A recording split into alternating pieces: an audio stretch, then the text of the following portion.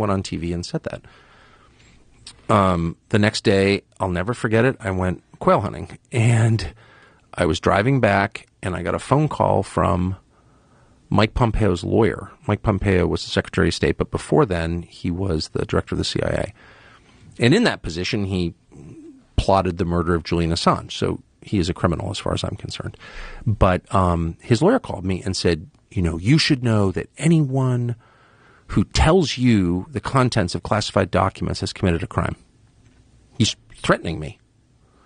He's in my car. With my dog sitting next to me, I'll never forget this. And I said, are you really saying that to reveal that the U.S. government had a role in the murder of a democratically elected president, to say that out loud, that's the crime? What about the actual crime, which is murdering a president? Like, you're covering up for that, Mike Pompeo. What did he say to that? He had no response at all. And so Mike Pompeo is the one who pressed Trump to keep those documents secret. And so it's like, what's crazy to me is not just that Pompeo did that. I think Pompeo is a really sinister person and a criminal. I think that because the facts suggest that. He was caught.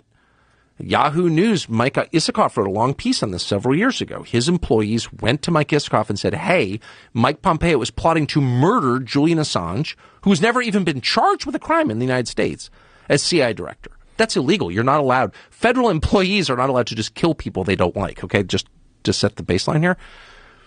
So that's who Mike Pompeo is. But he somehow intimidated Trump into not releasing this. Well, okay, that's all bad, right? I think it's criminal behavior. What's crazy is how Mike Pompeo is treated. He's treated as like a Republican poobah in good standing. He fully expects to become the Secretary of Defense in a Trump administration, which is like completely insane. Why would you take a criminal and give him nuclear weapons? Okay, that's my view. I think it's a common sense view. And like he goes to fundraisers and dinners and everyone's like, hey, Mike Pompeo. It's like, no, you're the guy who kept information the public has a right to know secret. You're the guy who plotted the murder of someone who committed no crime.